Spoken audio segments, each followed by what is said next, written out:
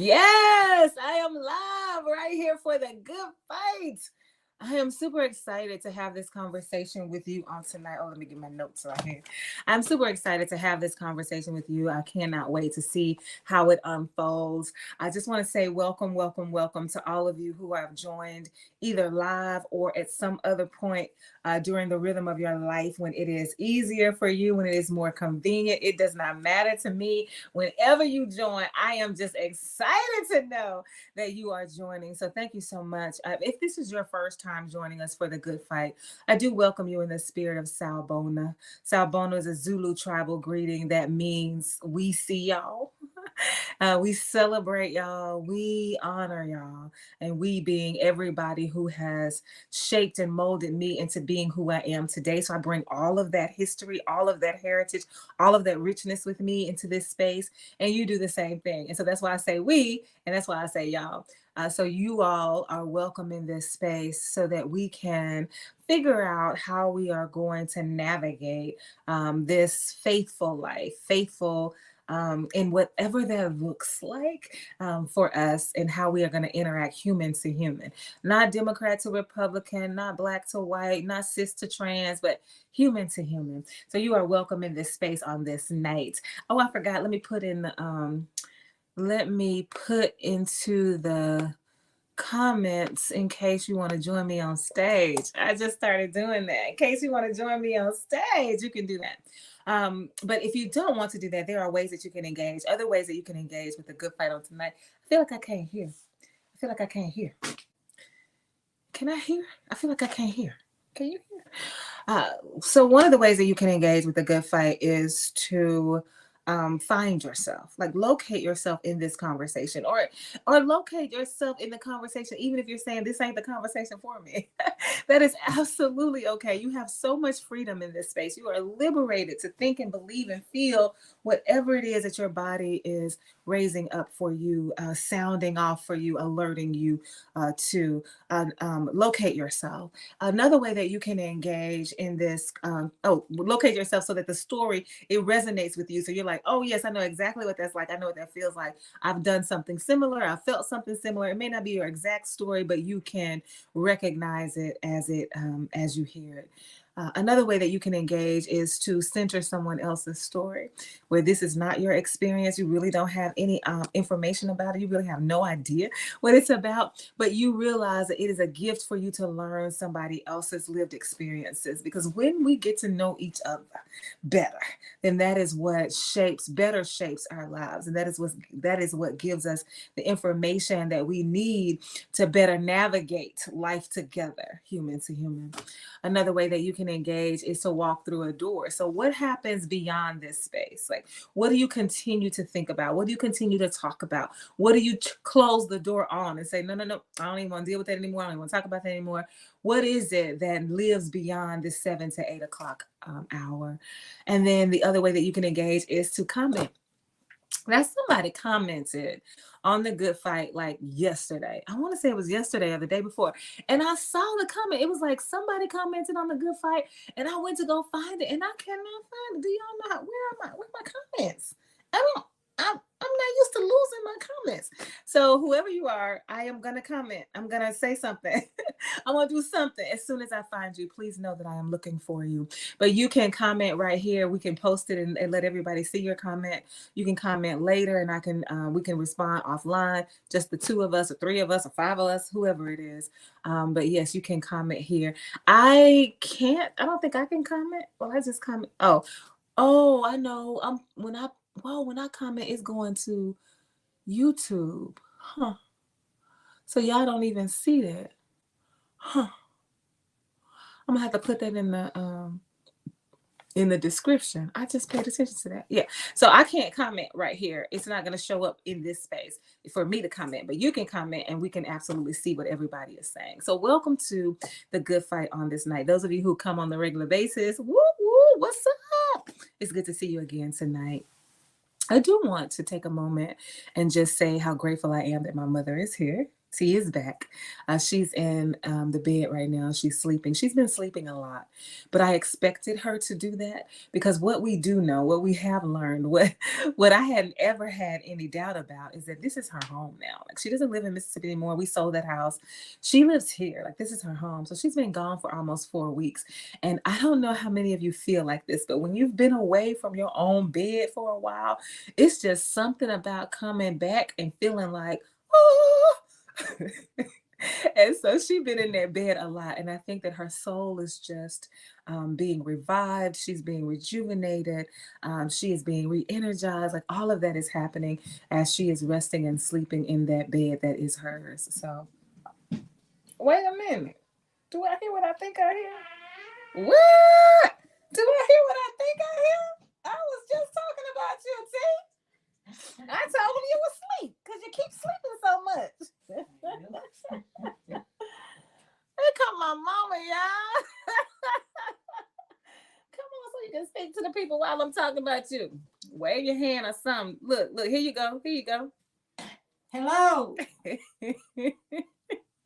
Do you need me to cut on a light over there or something? Because it's dark over there. You don't have any room. I didn't know you were coming, T. I didn't get ready for you. I know. I'm sorry. So there go my mama.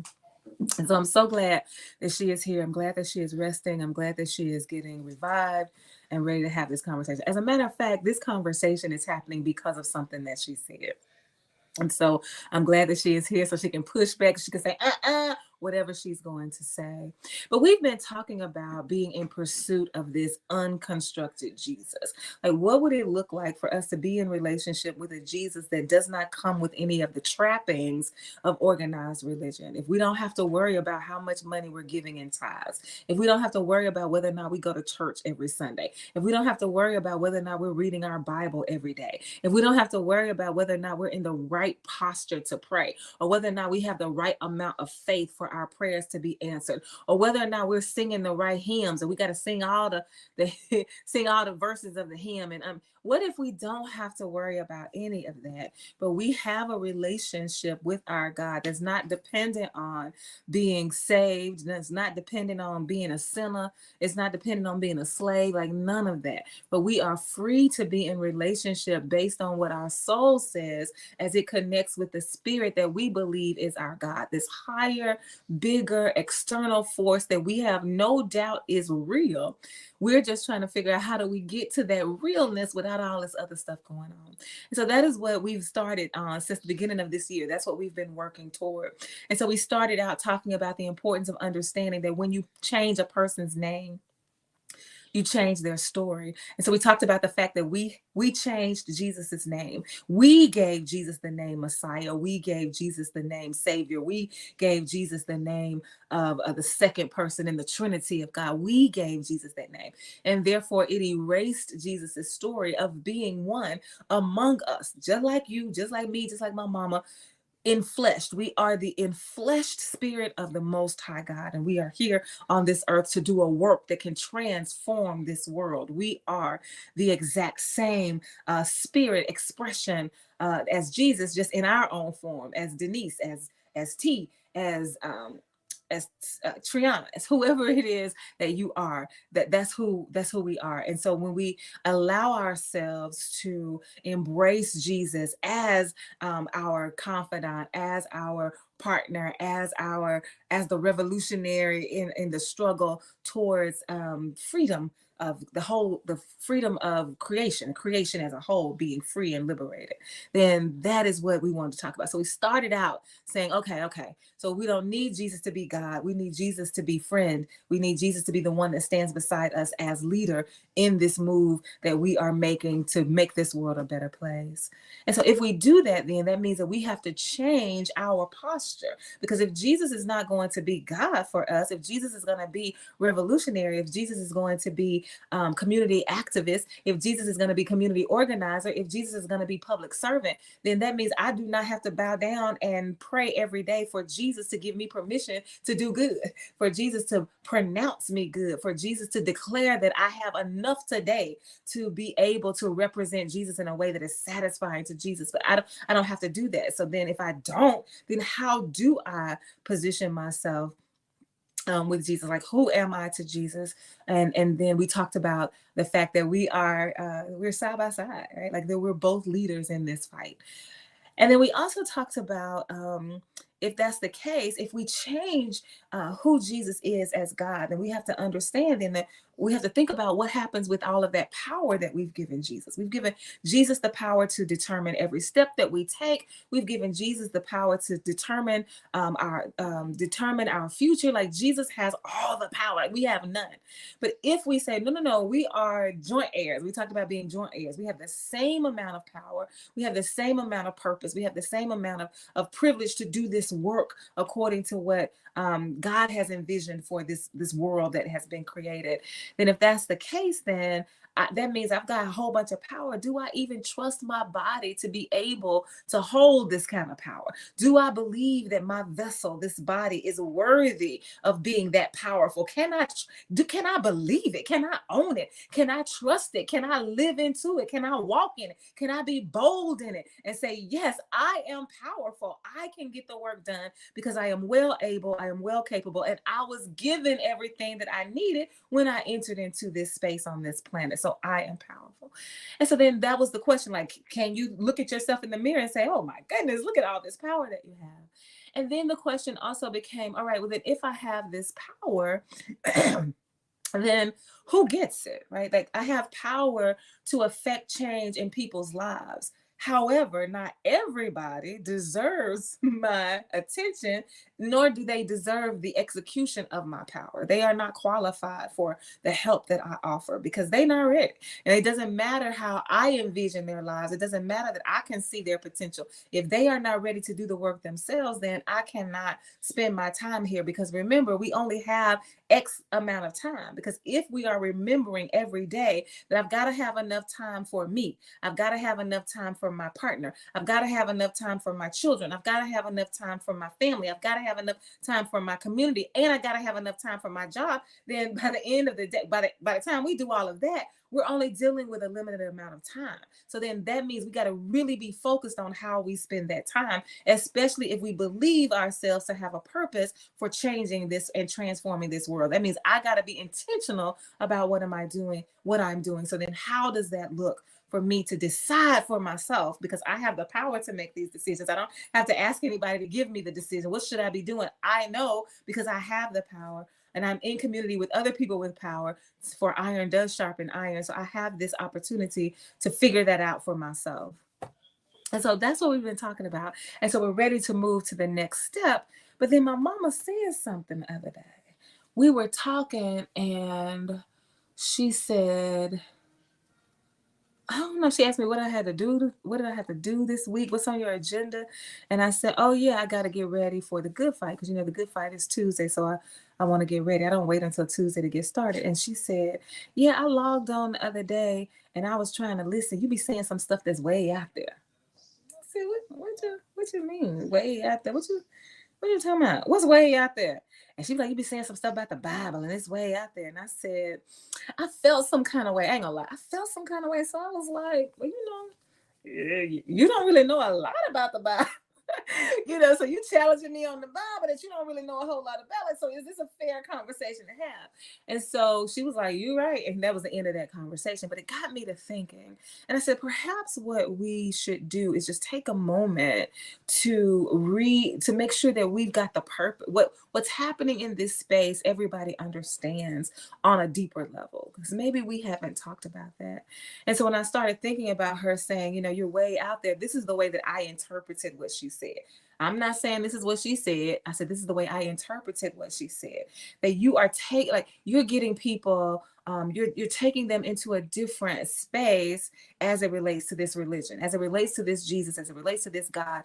You're moving them away from this religion into another one. Right. And so I was like, wait, whoa. That is absolutely not what we are doing.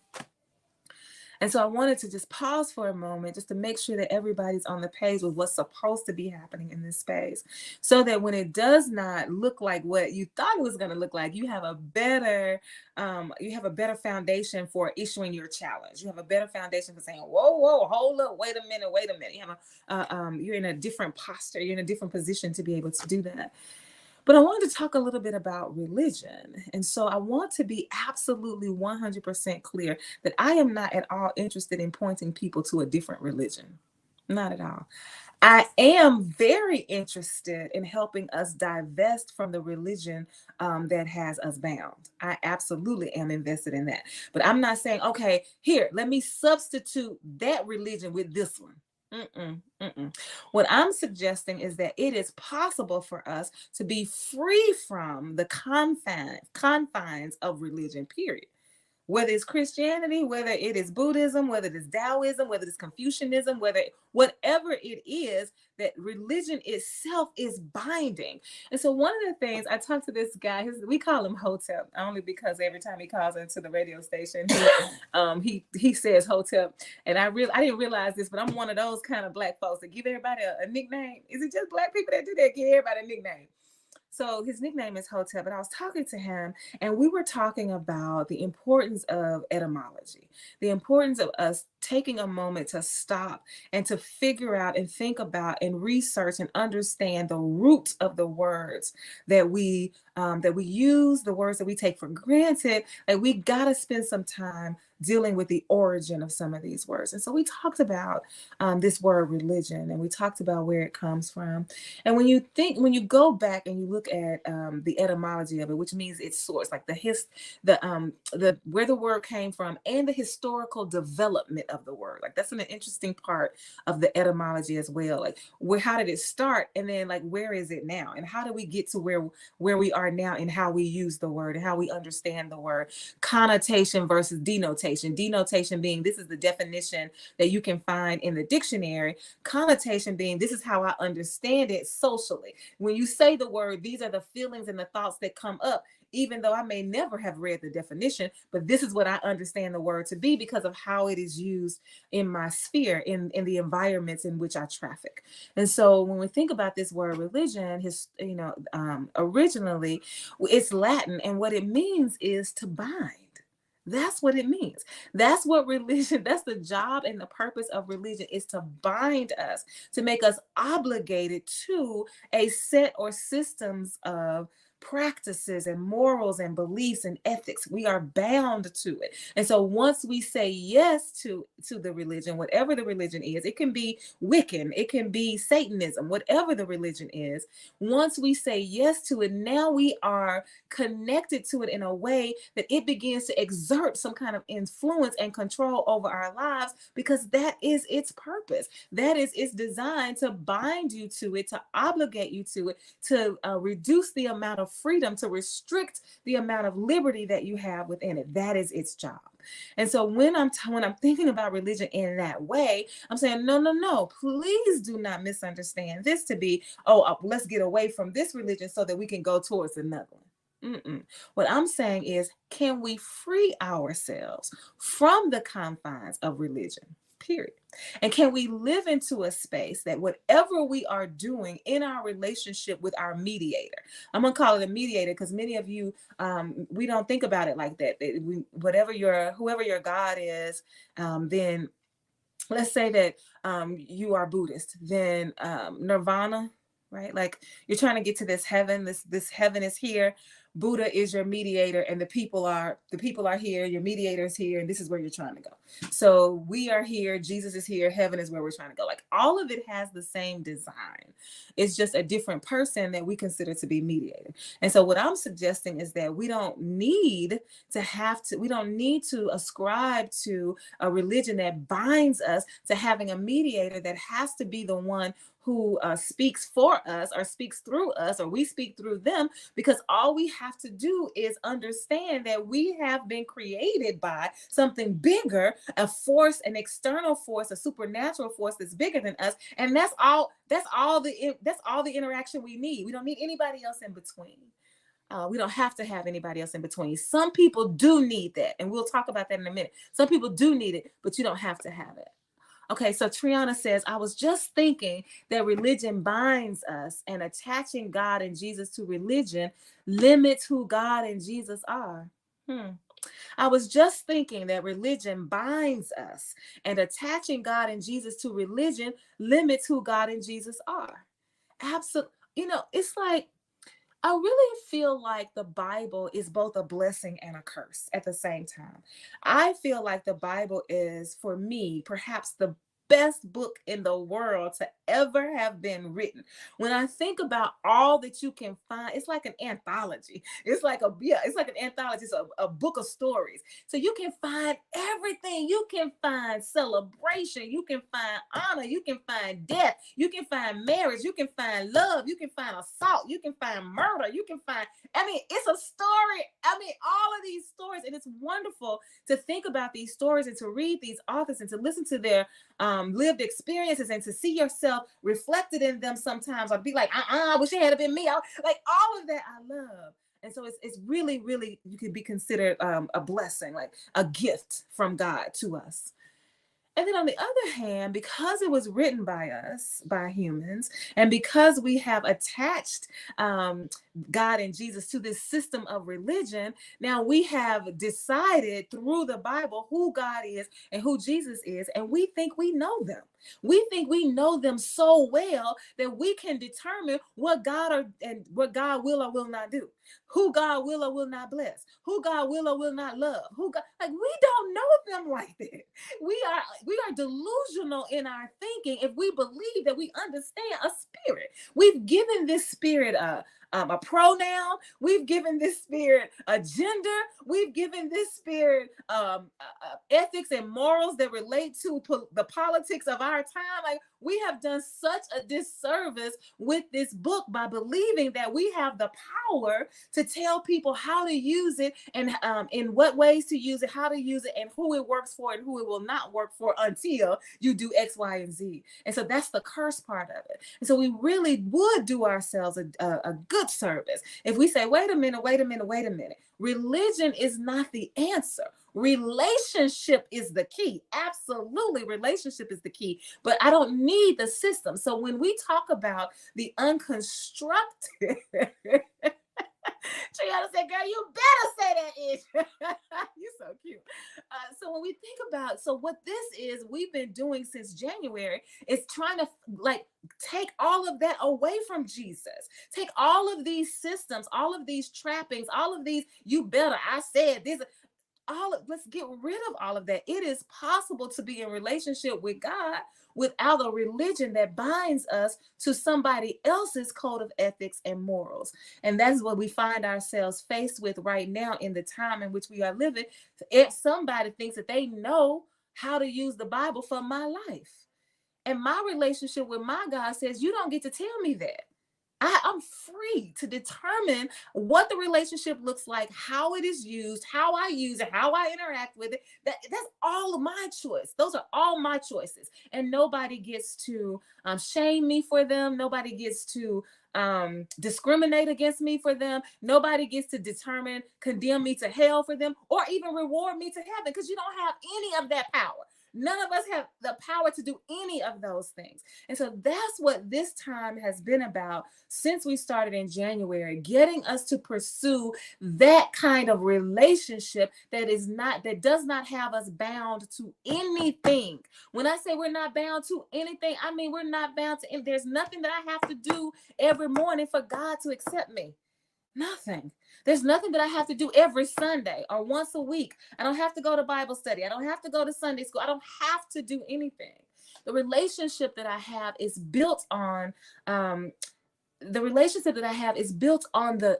experiences. Like, think about when you fall in love with people, like when you fall in love with humans. Because for me, it's not a leap. For me, it's not a big leap for me to say the way that I am in relationship with people is a reflection of the way that I am in relationship with God. And so when I am with people, if I'm going to call a person my friend, I do not walk up to a person and I'm like, just because I met you 5 minutes ago, we're friends. I don't believe that. Just because we went to the same high school, we're friends. I don't believe that. I don't believe that just because we were born into the same family that we are friends. I don't believe that. We might be blood, but that does not make us friends. friendship is something that happens over time. You spend time with a person and you have these different experiences. You have the ups, you have the downs, you have the ins, you have the outs, you have the goods, you got the bad, you got the ugly. You got all of that that works together, and you're pulling through this. You're helping each other here and you're saving each other there. Like all of this begins to work together for you to say, you know what? And I really feel like it's there is a story in the Bible that I like a lot. It's about these 10 lepers who came to Jesus, the revolutionary, who could offer them a word that would change their lives and change their condition. And they got to Jesus, and Jesus was like, you are, look, yeah, go forth, watch. When you walk, when you take the steps to change your life, believing that your life is going to be changed, believing that you are walking to a new future, believing that you are walking into a newness, trusting that every step that you take is going to get you to where you are trying to go. When you take those steps, as you go, says Jesus, that's when you'll receive your healing. And so the 10 of them walk away. They're not healed in that moment. They walk away. And as they are walking into the newness of their lives, once they've made the decision that I'm not living like this anymore. I'm not being in this kind of relationship. You're not going to treat me this kind of way. You're not going to talk to me. No, enough is enough. Once they decided I'm living in a different way, they got healed as they were going, as they were taking those steps. And one of them, all of a sudden was like, wait a minute, is I'm here? I'm healed. And when he realized he was healed, he turned around immediately and went back to Jesus and was like, thank you.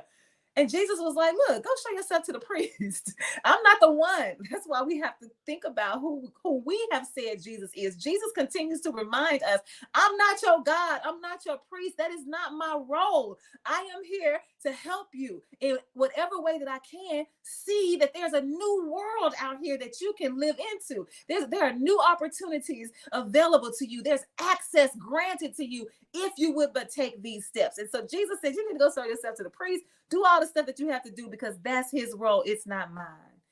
And so when we think about this kind of relationship with God that says, I'm going to be in relationship with you side by side. We're going to experience things together. We're going to go through the ups. We're going to go through the downs. I'm going to be asking you, where are you in this moment? Why haven't you done this? Why haven't you done this? Oh, thank you for doing this. And so all of these experiences then bind us together in relationship, not in religion.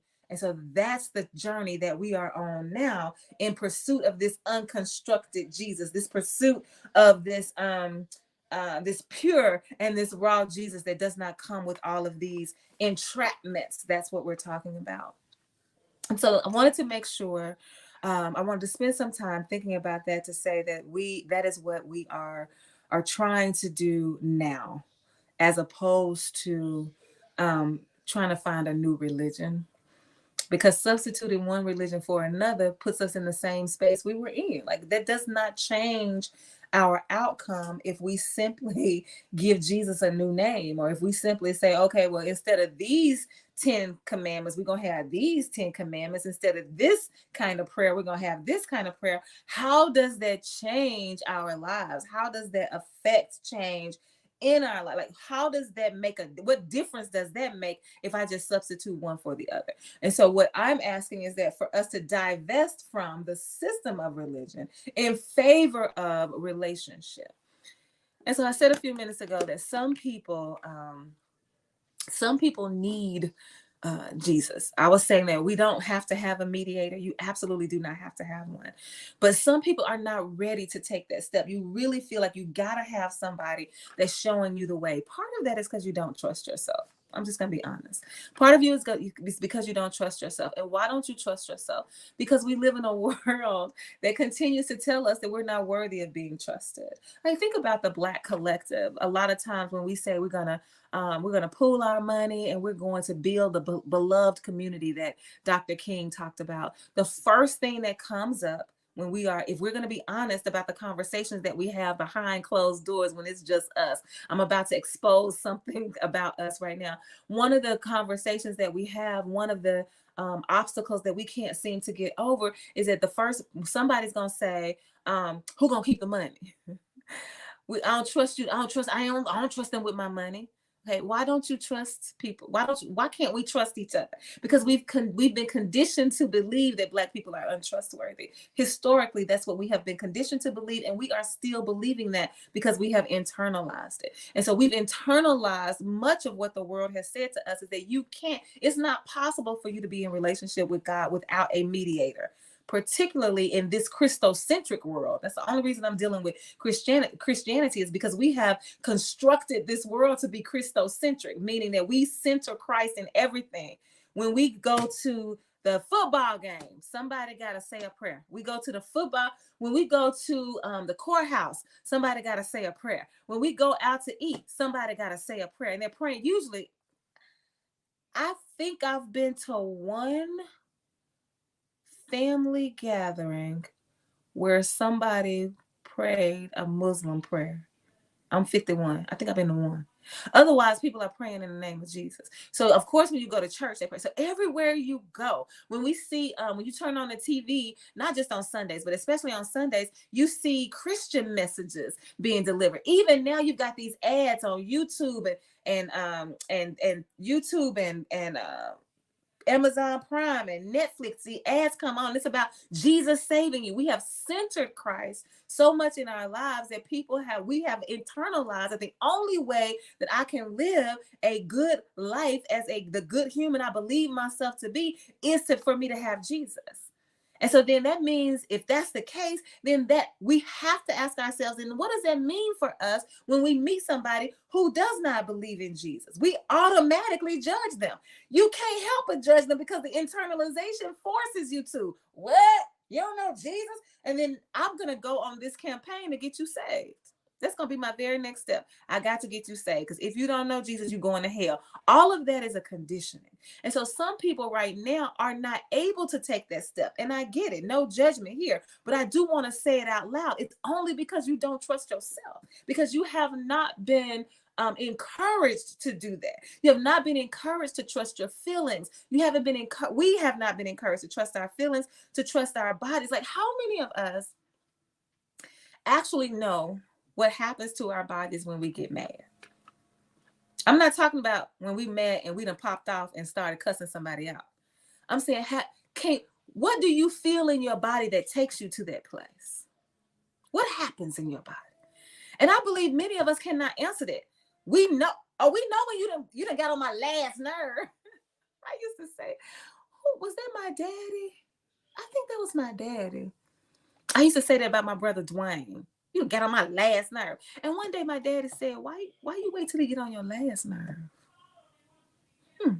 Why? Because see, by the time you get on your last nerve, now whatever's about to come out of your mouth, whatever you're about to do with your body, it's going to be something that you're going to have to apologize for, something that's going to be detrimental, something that can harm you, something that can change the trajectory of your life. It's possible. If you wait until you get on your last nerve and now you're going to respond, what is happening in your body before then, so that you can arrest that, so that you never even get to this point where I got to judge you and get mad at you and cuss you out and swing on you and kill you and all of that. I don't even have to get there because I can feel and I can sense and I can know my body. We have not been taught that.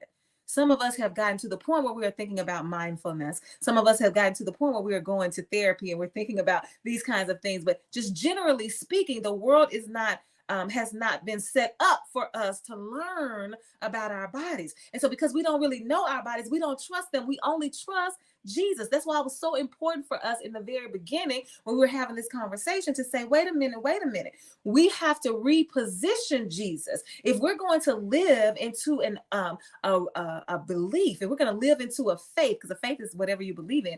If we're going to believe into a faith that doesn't have all the trappings, we have to reposition Jesus, and we got to take the power from him, because many of us are not being held accountable. We don't even hold ourselves accountable, because even when we lie to ourselves, we blame it on the devil. Now, how you gonna blame the devil for lying to yourself?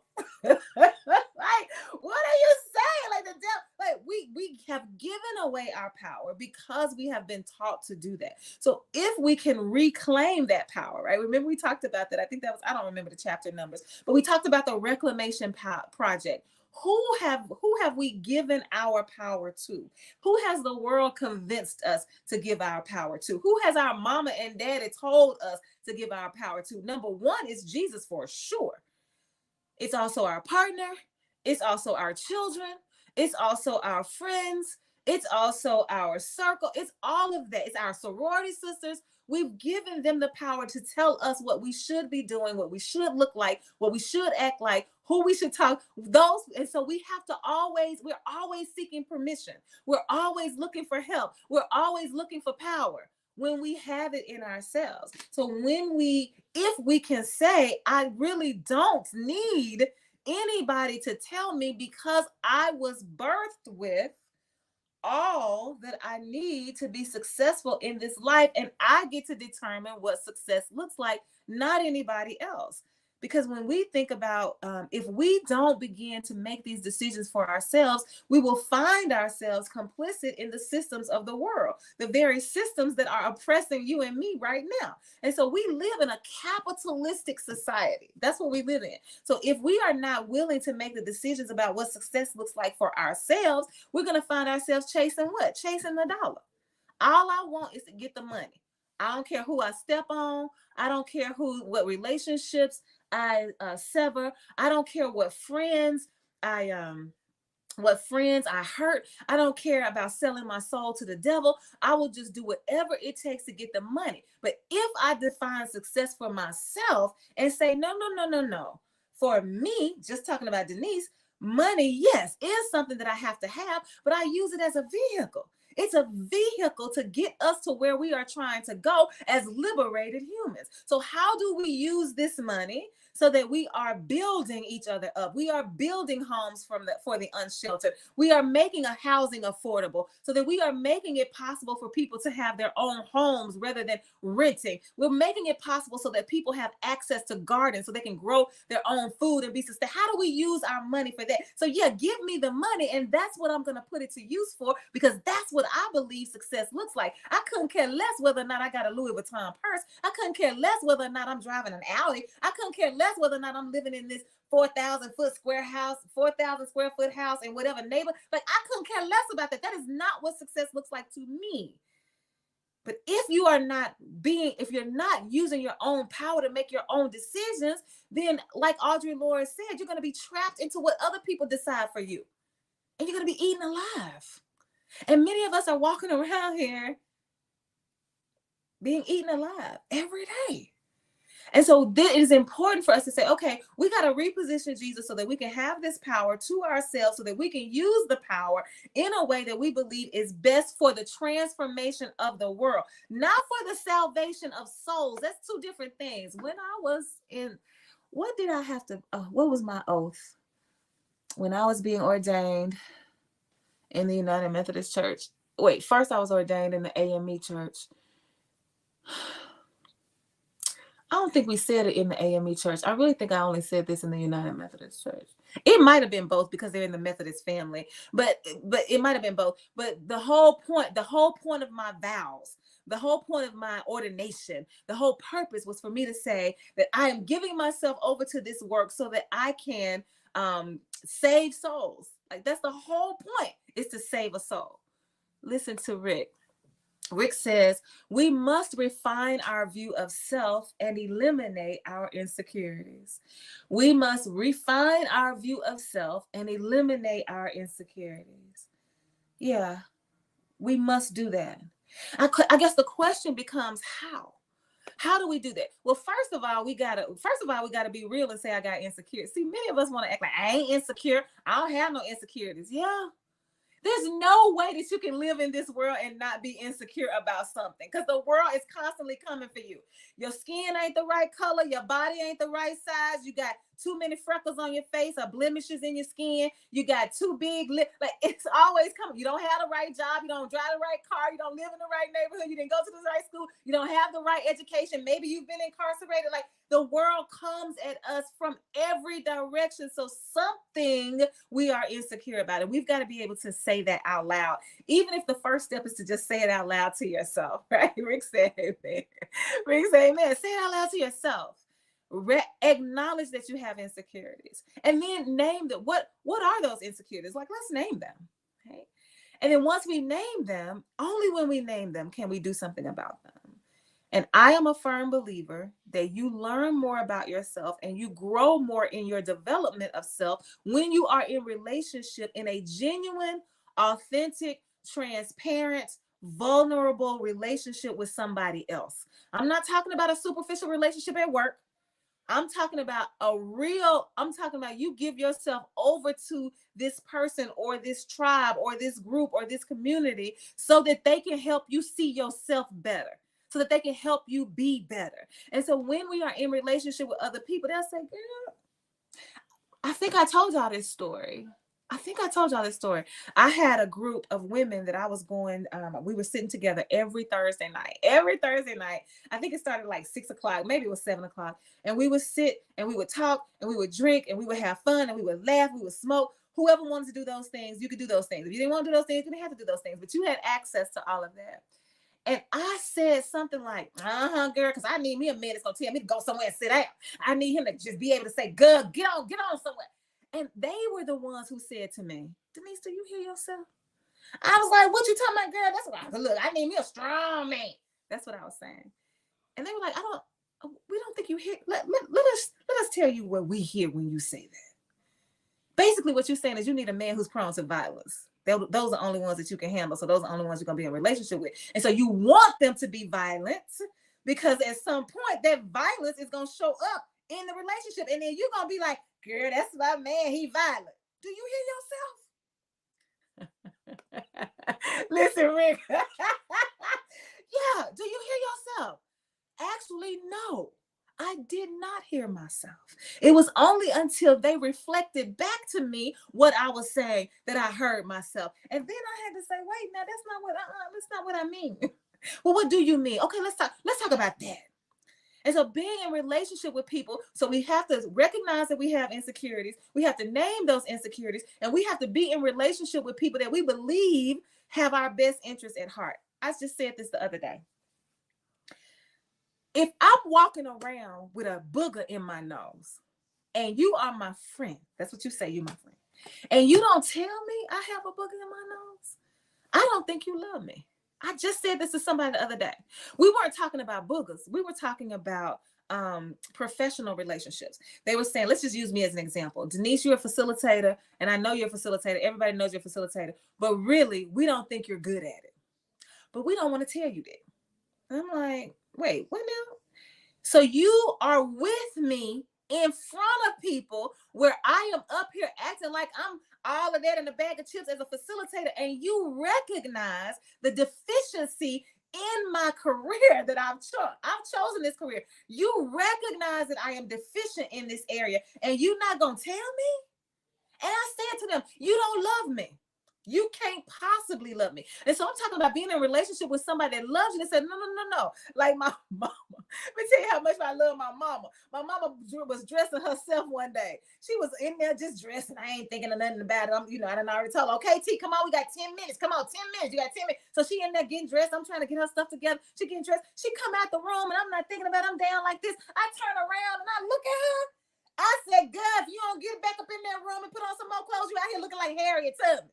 She said, what? You ain't going nowhere looking like that, girl.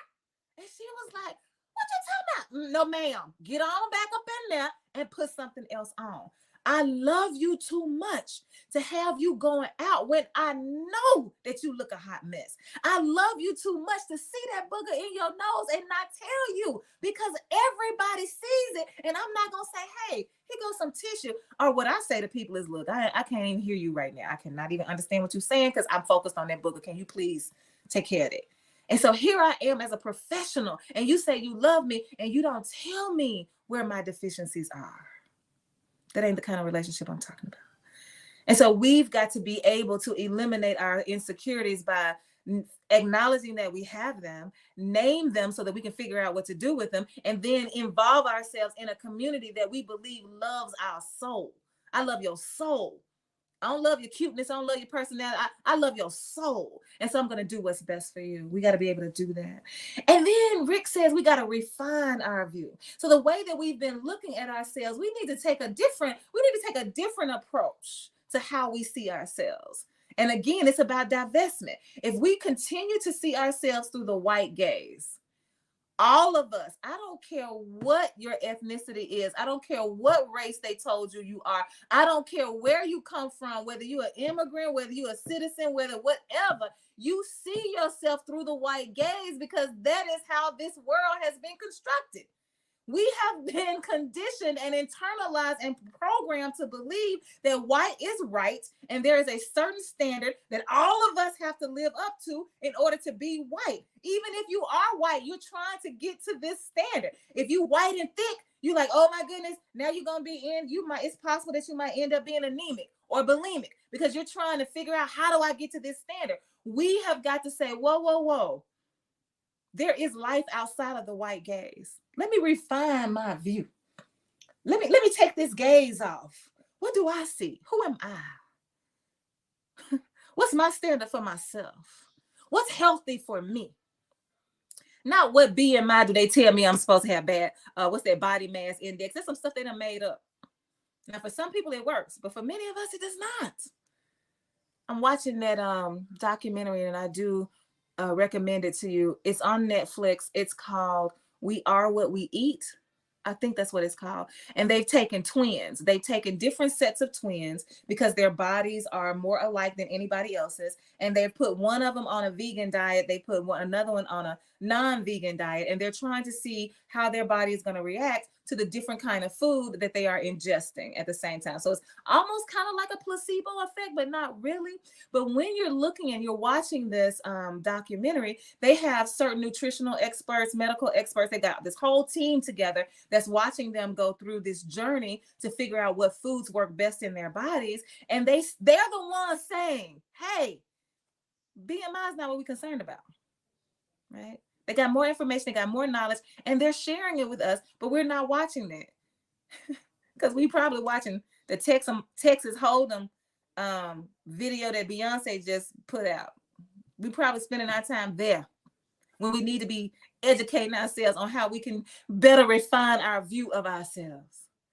So how do we divest from this white gaze in order for us to see who we really are and then begin to work to eliminate our insecurities and become the very best version of ourselves that we can become? And how do we think about that seasonally?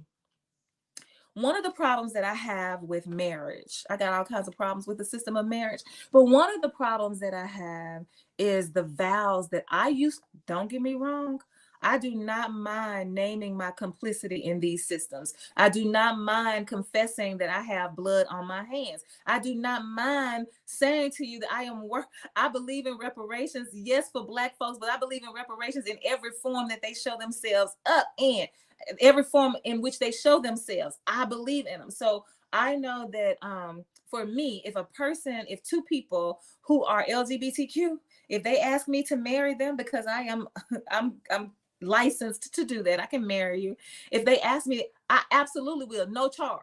If you heterosexual and you want me to marry you, I'm gonna charge you. I'm gonna charge you for how much it costs for me to drive there, my mileage. I'm gonna charge you for the time that I spend. If I have to write the vows, I'm gonna charge just like a regular job. But if you are LGBTQ, I do not charge you because I believe in reparations, how much harm the church has caused to people who are LGBTQ. I know that I have been involved in that, and I am no longer I'm divesting from it, and I'm working to repair in whatever way that I can. And so one of the things that I used to say is we would talk about till death do you part. That was part of the vows. You're going to love this person till death do you part. And so what Triana said, thanks. You're welcome. I'm serious about that. And you don't have to take my word for it. It's people here that have decided not to use me as an officiant because I charge them. And there are people here that say, oh my goodness, can't believe you didn't charge us. Absolutely. And so one of the things we talk about is to death do you part. And so that's the same thing that we're saying about religion. We're binding you to somebody no matter what. And so we're saying, well, what God has put together, let no man put asunder. We say these things, and then we put people in situations where you're getting beat. Domestic violence is real.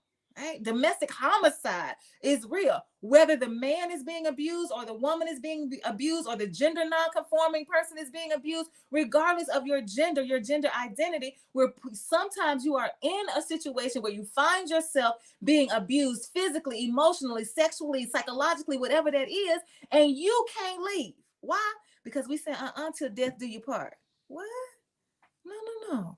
We live life in seasons. So what I say now, if they ask me to write the vows, sometimes they write their own vows, but a lot of times I'm writing the vows, and I will say this out loud: for as long as this journey lasts, right? That's how long we're gonna be together. That's how long we're gonna stay committed to each other until we say no.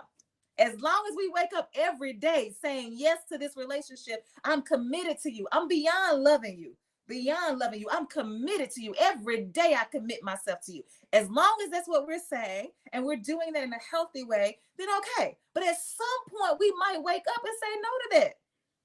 And that is okay for you to say, okay, we need to go our separate ways. So again, giving people, that's what the systems do. These systems, system of religion, system of capitalism, the system of heterosexism, the system of sexism, the system of ableism, like all of these systems, that's what they do. They dominate, they exclude, and they control. So whatever system it is, we must divest. And we just happen to be talking about the system of religion. And so I wanted to make sure, if I don't say anything else, I'm going to keep saying this. So the purpose of our time this year is not to move from one religion to another. Absolutely not. The purpose of our time is to free ourselves from the confines of religion and only focus on a relationship. And the only relationship that we have to be in is with God. Now, the other people in our community, yeah, we'll have a relationship with them because, again, iron sharpens iron. We are not meant to live alone. I see God in you. I experience God through you. I hear God in what you say. So I need to be in relationship with you because I'm in relationship with God. Because remember, we talked about this at the beginning. We are Jesus. If you say that Jesus is God in the flesh, then that's you and that's me. And so we are the God. We are God as we show up for each other. And that's who we have to be in relationship with. Now, let me just be clear about it. I just thought about this. Let me be clear about something. I was having this conversation with somebody the other day, and we were asking us, he was asking me, actually, he wasn't asking me. He was asking one of the elders in the community, Phyllis Brown. She's the sister of Minnie Jean Brown Tricky, who's one of the Little Rock Nine. And they were talking, and he said that he believes that there's good in everybody. And I was like, wait a minute.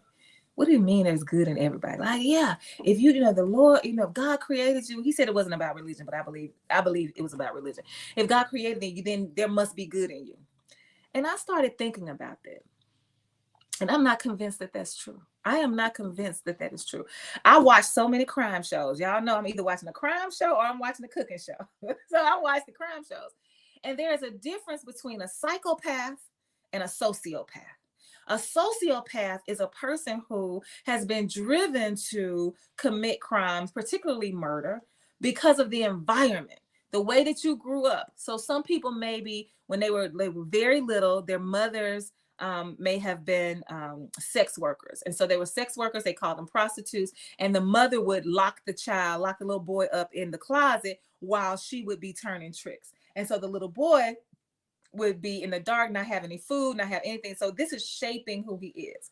And then he would realize as he continued to grow older, not only was his mother a sex worker, but she would pimp him out. So now he's a prostitute because that's what his mother's doing. So this kind of environment, this kind of shaping, this kind of molding is messing with his psyche. And so he begins to grow up hating prostitutes. So he decides, I'm going to be one who gets rid of prostitutes, because if I get rid of the prostitutes, no other child will have to go through what I had to go through. So that's a sociopath. The environment in which he was nurtured created this desire to kill so that other people could be saved in a way that he was not as a child. We did that to him. Psychopaths are different. Psychopaths are those children who at 3 years old, they around here trying to wring the neck of the cats. Now, what you know about wringing the neck of a cat and you 3 years old? Something got mixed up in your wiring as you were being delivered to this planet. I don't mean your mama, something happened to your mama, but your mama body did it. I'm saying whatever is going on in the chemistry in your brain, how you were being developed, some kind of way, something got flipped. The same way people end up coming into the world with schizophrenia, or the same way people end up coming into the world with autism. There's something that happens in our development that changes things. And so when I say that we're going to be in relationship with people, and everybody is God because we are God in the flesh. We are the spirit in the flesh that makes us God. I'm not talking about everybody, which is why we had that part about who deserves to be, who deserves our time, who deserves our help. Because some people we can't help. Some people don't want help. Some people we can't help. Some people we don't have time to help. So just because I'm saying that we are the flesh, we are the spirit in the flesh that makes us God, no, that don't apply to everybody. So don't get caught up thinking that, oh, I got to help everybody because I'm going to be kumbaya. You got to protect yourself and your children. Okay, so Triana says, is that what Kanye means when he calls himself Jesus and or God? I should ask him. Is that what Kanye means when he calls himself Jesus and or God? I should ask him. Tell me what he says, because this is what I'm going to say. I'm going to say again. If you agree, what is I'm doing? What am I doing? If you agree with John chapter 1, verse 14, and the word became flesh and dwelt among us, and that is how we define Jesus. If you believe that the word becomes flesh, the spirit of the living God becomes flesh, and that is how we get God on earth. If you believe that, then that's who we are, all of us. So if that is what Kanye means by saying, hey, I'm Jesus, or I'm God, I don't think he should say Jesus, because Jesus almost like he's trying to say I'm Jesus. No, you Kanye. And I can recognize you as God, as the spirit in the flesh. I can recognize it. So I'm okay with him going there. I also know that Kanye suffers from mental health issues. His brain health is not where it should be. Okay, all of us have brain health. Some of our brain health is better than others. Kanye has some undiagnosed, or some diagnosed and untreated, or maybe he's non-compliant with his meds. And so I'm not always sure where Kanye is coming from, because I know that he is not treating his brain health. So if that's what he means, the same thing I'm saying, spirit in the flesh, yes, you are the divine expression. You are God in our midst. I'm okay. But the other stuff he be doing and saying, we got to hope that he got a community around him that loves him enough to say, look, don't you leave out this house without your medication. Here? As a matter of fact, I would do Kanye. Somebody need to be in Kanye's house like I'm in my mama's house. I mean, like I'm in my mama's face every day. I have her pills like this. And she be like, oh, and I have them like this. And then she'll take them in her hand, and I just stand there. She want me to leave. I ain't moving till she take them pills, until I see you. Sometimes I say, lift up your tongue, let me see. You see her laughing back there, because let me see you to swallow this pill. So I don't know. I really hope that you ask him and you let us know what he says. So it just depends. And so that is what this conference. So I wanted to take the time before we keep, I'm serious about that, before we keep moving forward in how we are going to pursue this unconstructed Jesus, this pure, raw Jesus. Rick gave us those words. That I wanted to make sure that we were clear that this is not about finding a different religion. This is not about substituting a different religion. This is not about repositioning Jesus as something else so he can stay in the same posture that he's been in all this time, or whoever your mediator is. No, that's not what this is about at all. This is about freeing ourselves from whatever confines have us believing that if we don't do something in a certain way at a certain time every day, then we are not good. It's freeing ourselves from that kind of thought process. It's freeing ourselves from believing that we need somebody else to declare us good when we were already made good. Right? We were already. Now, we got to live into that. When we try to live into that, we realize that some people can't. Okay, like I said, some people have different issues going on. But we don't need anybody to declare us. We already have been declared. I am that I am, right? And so that's what I wanted to make sure that we were clear about, on tonight before we keep going with the next chapter. And I don't really know what the next chapter is right now. I really think that it's going to be about forgiveness. Because I was going to say that last week. And I was like, no, don't let me give it away. Don't let me give it away. But that's what I think is, I really think we need to tackle forgiveness, because if we're going to divest from these systems of control, then we've got to see how these tools are being used as weapons. And the word forgiveness, the act of forgiveness has been weaponized, especially against Christians and particularly against Black folks, and most definitely against Black Christians. And so we need to talk about that if we are going to free ourselves from all of these trappings that we have been conditioned to believe through forced conversion. Most of us did not choose to be Christians. We were forced by our conditioning. Whatever your religion is, 9 times out of 10, you grew up in it. You didn't have, nobody gave you a choice. And even when they did give you a choice, like the United Methodists do, when you become 12, you can decide for yourself whether or not you want to stay with the faith of your parents. You get that choice, but you're 13, all your friends are doing it. So you're just like, oh, okay, let me just do what they say do.